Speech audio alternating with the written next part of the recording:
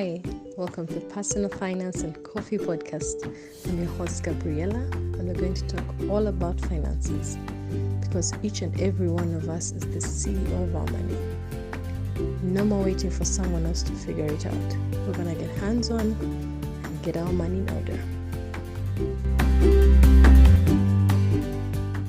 Welcome. This is episode 9, and today I'll be sharing with you a book that I read called Straightforward Growth by Moses Mukisa. In this book, there were so many takeaways, but there are 5 main points that I'd like to share with you today that really gave me a different perspective of looking at things and also re-emphasized some of the things that I already knew, but because he shared them in a different way and also in a relatable way because he's a Ugandan writer. And the truth is that there are not so many Ugandan writers in finance that I have found whose books are as insightful and written well. So this is one of the books. I got this book from a restock. I think at the time I bought it was 30,000. I hope they're still there if you're interested in getting one. So the first takeaway that I had, there was a chapter that was about the essentials of financial growth. And in this chapter, he talked about 3 steps to achieving financial growth. He talked about you earn the money, you keep the money, and you grow the money. Only 3 steps. Now, these 3 steps sound very obvious and very simple. It's a reminder. Sometimes we complicate money. Sometimes I feel overwhelmed. And I'm like, but how am I really going to make this work? And in my mind, it's like a huge deal. And every time I remember this concept of there are only 3 steps. You earn the money, you keep it, and you grow it. It makes it a little less overwhelming when I think about personal finance, because the stage I'm at right now, I'm trying to earn the money. I earn the money through work at the moment, and at some point I hope to earn the money through a business as well. And then of course I'm also at the stage of trying to keep the money through saving, to let it accumulate to an amount where I can then invest it and grow the money. So this chapter for me it simplified it, and each time I feel like overwhelmed, because there are moments when I feel like I begin to panic and I'm like, but will I really make it? Am I like being too slow? Am I missing something? And just reminding myself that, Gabi, there are only 3 steps. Earn the money, keep it, and grow it. So it reminds me to take it step by step and not get overwhelmed and like paralyzed. Then the second chapter, the second takeaway that I found interesting, he called it recalibrating your financial thermostat.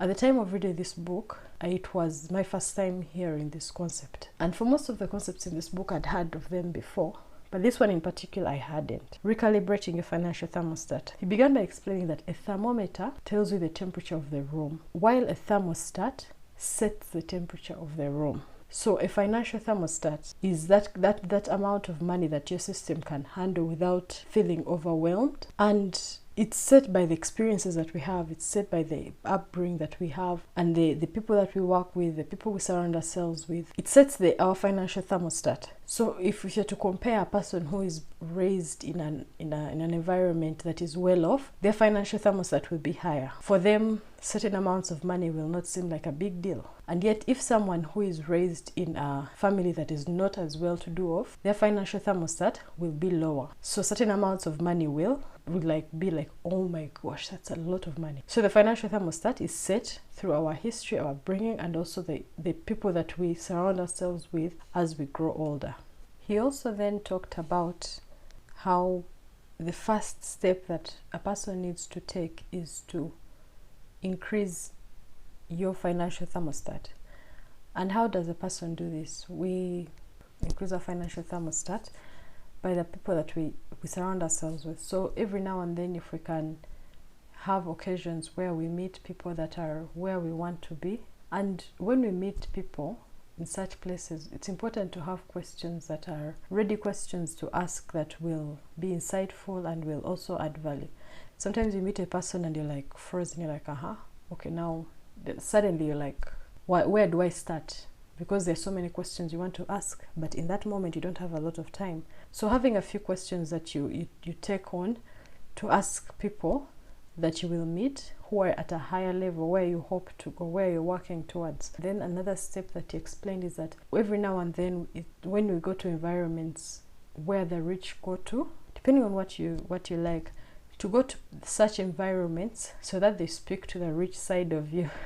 And when he talked about this, I kept, of course, the first time I thought about it in my mind, I was like, okay, I don't have money for that. I'm already sketching. I'm already, But the interesting thing is that it doesn't have to be every now and then. And it's actually a nice experience. Right now, every now and then, I'll go to a nice place and have a cup of tea, have a cup of coffee. Or on the days when I don't exactly have a lot of money, I'll just order for a Coke, ice and lemon. I sit properly and just enjoy, It's a different feeling, because when you go to a place, recently I went to Miss Steele, and I just sat there and I had I had a cup of coffee. And places that are nice are set up with intention. Even when you look at the interior decor, even when you look at the people that walk in, like even the cars that drive by, it speaks to the rich side of you. I don't know how to explain that. And it actually it feels normal to have such an experience and doesn't feel so far off in our mind. So it's kind of like tricking your mind that, okay, I'm not so badly off. I will get there. In due time, I will get there. So just pick a few places and just every now and then, it could be once a month. I also don't do this often, but occasionally I go there, sit, and just enjoy the nice ambience. Yeah, that's another example that he gave to raise your financial thermostat. Something else, he talked about how everything around us started in someone's mind. The shoe you're wearing, someone thought about it and it started in someone's mind. The laptop that you're using, the phone that you have, before it was a product, it was in someone's mind. So equally, as we work towards improving our finances, it needs to start with our minds. If certain amounts of money seem, for example, if someone's told you can start this business, it will have a steady growth. At one point we can get a contract and maybe make supplies worth we'll have a contract worth 1 billion. How would that feel in your system? Is that like, does that amount of money feel uncomfortable to you? Does it feel unreal? That is when I realized that if in my mind I feel like it's impossible, I feel like this is not realistic, then how do I expect to achieve it? So this chapter of raising the financial thermostat was such an aha moment for me when I read this book. Now, the third thing that he talked about is scaling your work and your business. And he says that for a business to work, if you're in a business where for it to work, you have to work, then it's not a business. You simply created another job for yourself. You're simply self-employed, that is all. And he says that being able to scale a business requires having systems in place, to think in the terms of how can I replicate this product, this experience, so that someone else can have it probably from a different location or receive the product without me physically being there. Now, when I read this part of the book, it really made me realize that I've been thinking too small, because every time I would think about a business, I would be like, okay, how will the business work? How can I make time to be there myself? How do I find employers? What if they steal my money and the business collapses? In my mind, I never really thought in terms of how can I scale this business. And it was like an eye-opening moment, because I realized that perhaps I need to think of how I look at businesses, because each time I'm thinking of what small business can I start. I'm not denying the fact that I cannot wake up and have 20 branches from day one. No. If I start with my first branch of my small supermarket, the way that I run the supermarket, if in my mind I have a goal to scale this business, I will set up the system keeping that in mind, so that there are checks and balances from the word go. Even the way I train the employers, even the way I train the employees, I'm thinking at the back of my mind, this is a system I want to learn I want to improve so that I can prepare to open the next branch in maybe 5 years at another outlet. Because in the book he gave examples of Cafe Javas, how he has different branches and you can expect to have a similar experience at every branch that you go to. He has systems in place. Another example that I can think of is Quality Supermarket, Capital Shoppers. They have so many branches, and I think lately I've been saying Shopwise around. It's another supermarket. Thinking of business in terms of how can I scale this business is another takeaway point that I had from this book. My fourth takeaway from the book was he had a chapter talking about stewarding your resources well. And when he was explaining this concept, it was if you have a little money but you don't take care of it well, you don't know how much it is, you don't know where it is.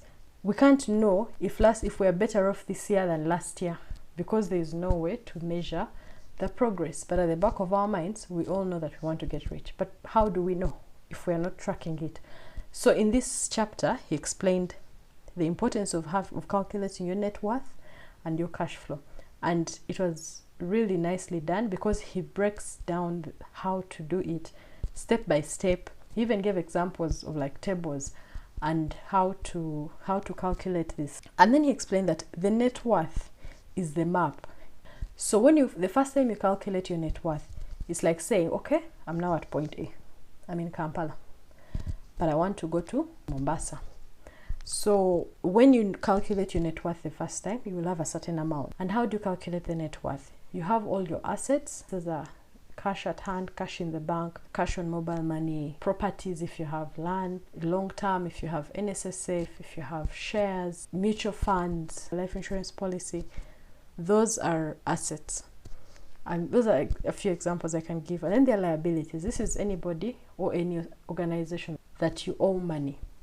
So if the banks, the circles, individuals, all those people that you have loans with are your liabilities. So now you less assets minus liabilities. That will give you your net worth. That figure that you have, it helps to calculate it every 3 months. And the whole idea is to have it growing like over time. And then the cash flow is another way to calculate, to measure your progress. The cash flow looks at the income and the expenses.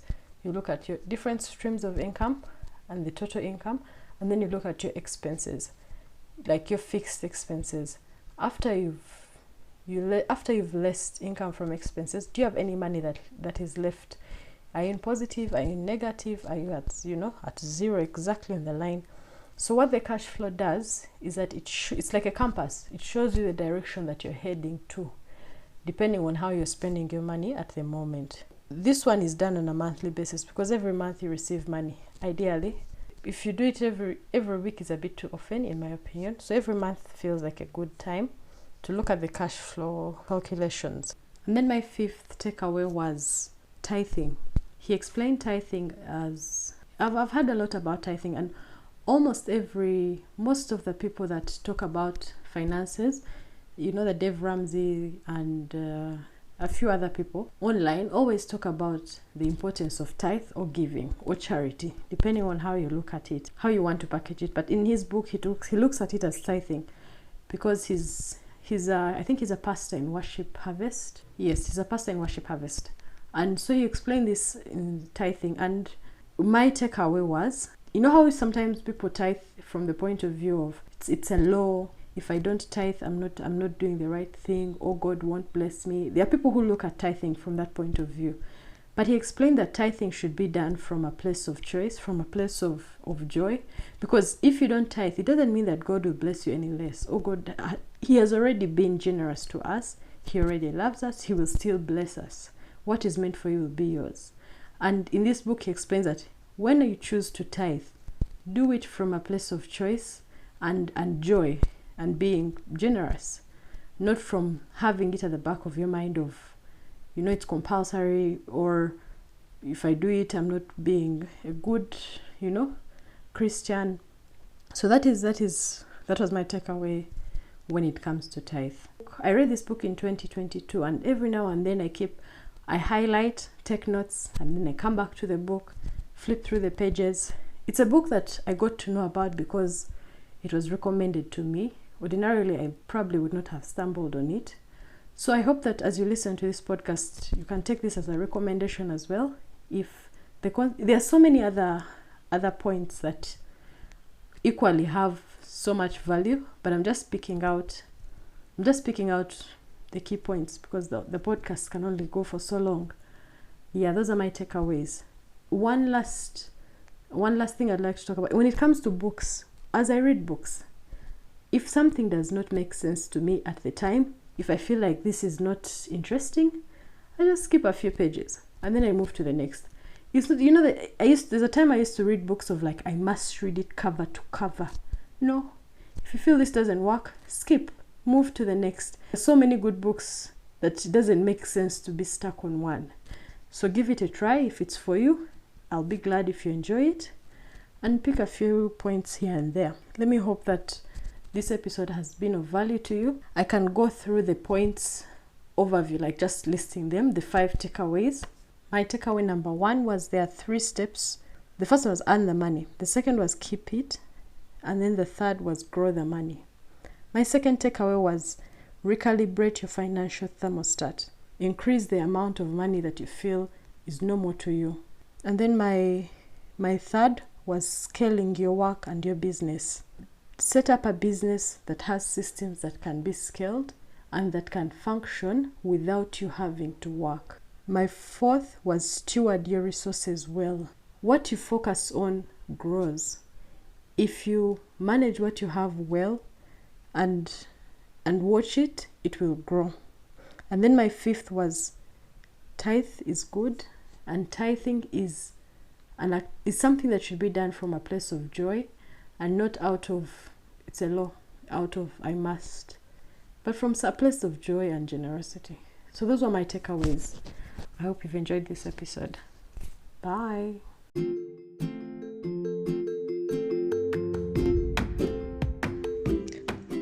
Hi, welcome to Personal Finance and Coffee Podcast.